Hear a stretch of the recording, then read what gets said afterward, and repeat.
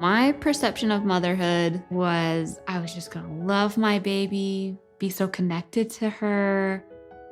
I just had this imagination of just the most amazing part of my life was what's going to happen when I had my baby. Motherhood wasn't going the way I had wanted it to go.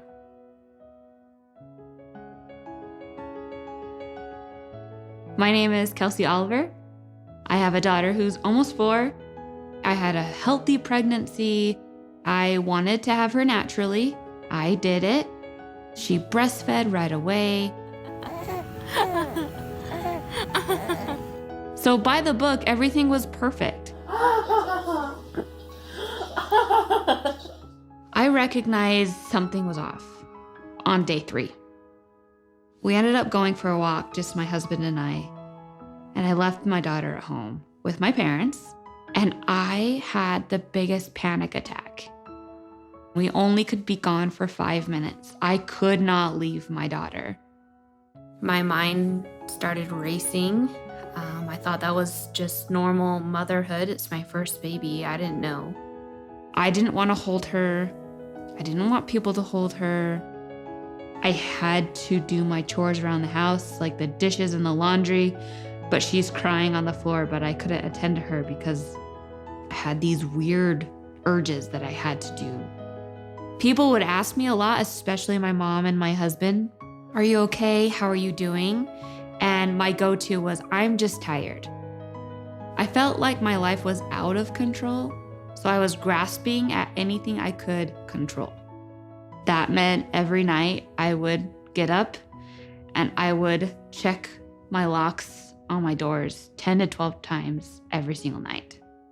That was the only thing in life I could control, is if my house was secured. Slowly, I started experiencing intrusive thoughts, which essentially are the scariest things you can think of toward your baby. I was experiencing this in silence for about 5 weeks because I was afraid if I told someone, they would call the cops and deem me as an unfit mother and take my baby away from me.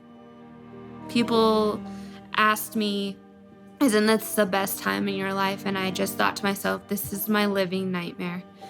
I don't know what is happening to me. I kept it to myself just because I was trying so hard.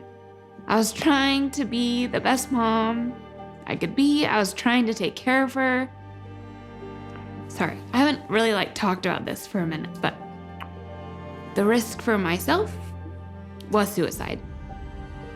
I was so sick and I had not had any help. I didn't know there was help. I had told my husband the best thing for you and Harper is if I'm just not here anymore. And I felt like if I just kind of took myself out of the picture and left them, they would just be better that way.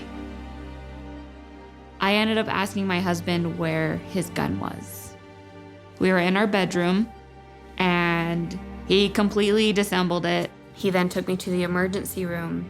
So the next day I went and saw a therapist. I went with my husband thinking I would be gone for about an hour or so. My therapist had just heard about Emily Dykes and her story. And when I came in and I told her my story, it was so close to what Emily had experienced before her tragedy that my therapist decided to intervene as quickly as possible and then send me to the psych ward. I didn't want to go to the psych ward, and I didn't think I was that bad.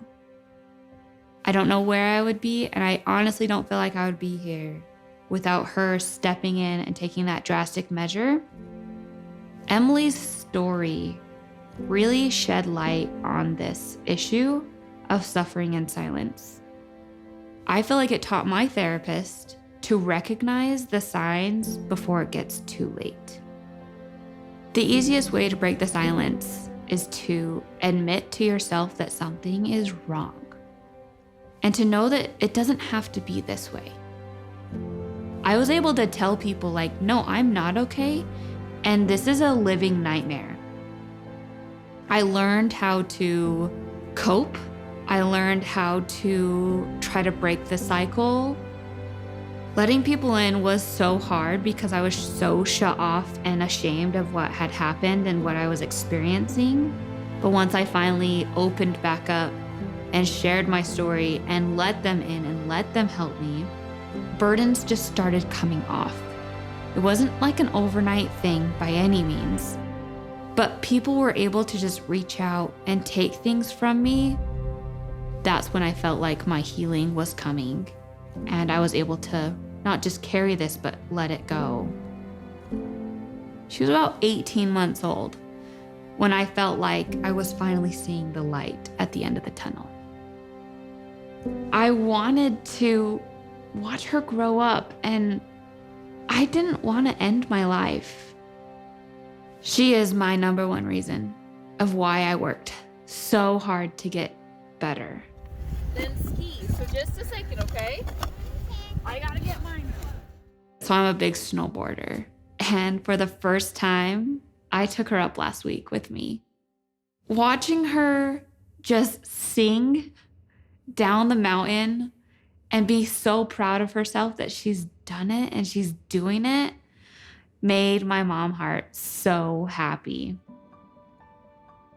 It was a long process to get to where I am now. I still am an anxious person. I still have some tendencies, and that's okay.